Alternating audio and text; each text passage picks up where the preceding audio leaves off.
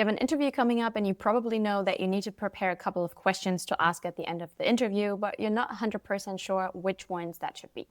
Now in this video, I'll give you 3 types of questions that you can ask at the end of the interview and some mistakes that you should definitely avoid. If you haven't already, please hit the subscribe button so you won't miss any more insights like this. And now let's get into it. At the end of an interview, when the recruiter or hiring manager asks you whether you have any questions, please never say, "No, I don't have any questions." You might think that makes you seem like you understood everything already, or I don't know, you want to save them time or something like that. No. Actually, you're also being evaluated for the types of questions you're going to ask. They want to see that you came prepared and that you studied the role and the company, and by that, naturally, questions would have come up because not all of the information are covered in the job posting or the interview. So that is why always prepare questions to ask, but make sure that you don't ask any of the questions that they likely would have answered in the interview already. That's why I like to make sure that I write down all my questions on a notebook or on my phone. And during the interview, if they answer a question already, I just strike it through or mark it in a certain way so it doesn't seem like I didn't actually listen to what they said. Even if for whatever reason they don't ask you whether you have any questions, you should be proactive about it and tell them that you have some questions for them if they don't mind. Now, generally, my approach is to ask questions that kind of go from broader to narrow. So start with broad questions about the company, then go a little bit deeper and ask about the culture and the team. And lastly, I'd like to ask questions specifically about the role that I'm applying for. And also, don't forget to include a couple of personal questions towards the hiring manager, because we all know people like to talk about themselves. And the more you get them to talk about themselves, the better they'll feel about themselves leaving the interview, and the better an association they have with you as the one being interviewed. Now, let's start with the company-specific questions. And here you need to be careful that you don't ask any questions that are kind of publicly known. So, for example, don't ask them about the company values because they're very likely to be found on their website, and that just makes it seem like you didn't do your research and you didn't actually prepare for the interview.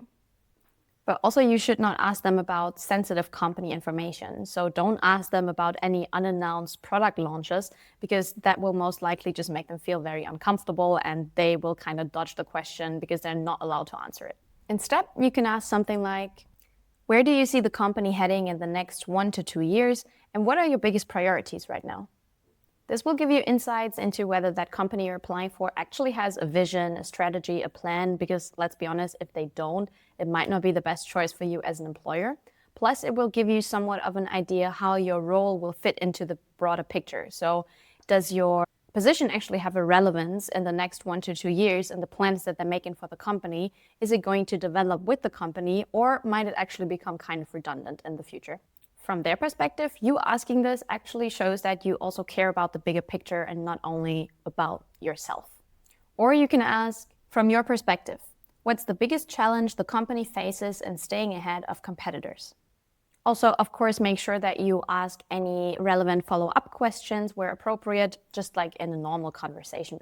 Now, the second type of question is one that you should genuinely care about, and that is about the culture and the team, because it will affect you greatly on the day-to-day, and it will actually kind of signal to you whether you will be a good fit for the team and whether you will like the culture and the people that you're working with. After all, an interview is a two-way street. They get to see whether you're a good fit, and you get to see whether you're a good fit too. For this, you could ask, I always find it interesting how teams handle both the highs and the lows. How do you usually celebrate successes or bounce back from mistakes as a team? Or you can ask, teams often have those quirky little rituals that outsiders wouldn't know about.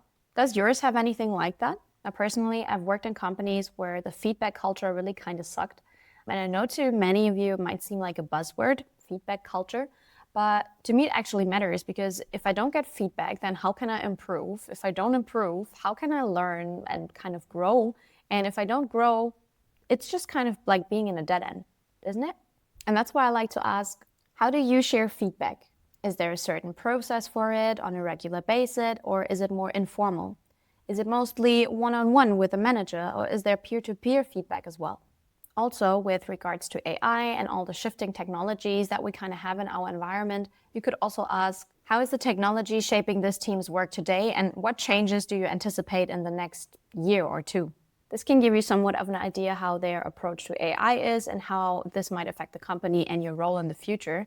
Because let's be honest, if they are completely reluctant to implement any kind of AI and any kind of changes in that direction, it might not be a good sign for the company going further down the line. Now, don't forget to get the hiring manager to talk about themselves. So here would be a good moment for you to ask, I'd love to hear what made you want to join this company or team.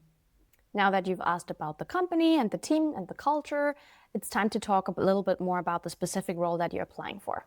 Here you could ask, I'm curious, what would a really successful first few months look like in this role from your point of view? Or, what do you think? When I start new in this role, what's the biggest challenge I might run into? At the end, it's smart to finish off with another question about themselves. So something like, I'm curious, what's been the most rewarding project or moment for you on this team? Finally, make sure you keep an eye on the time and don't ask too many questions because that can also seem annoying, and most likely the hiring manager has a meeting to get to right after your interview. So generally, I would recommend asking a minimum of 4 questions, one about the company, one about the team/culture, one about the specific role, and one personal question. Or if you have a little bit more time, then you can ask 8 questions, so basically 2 for each category. If you found this helpful, leave a like and tell me in the comments how your interview went. Good luck.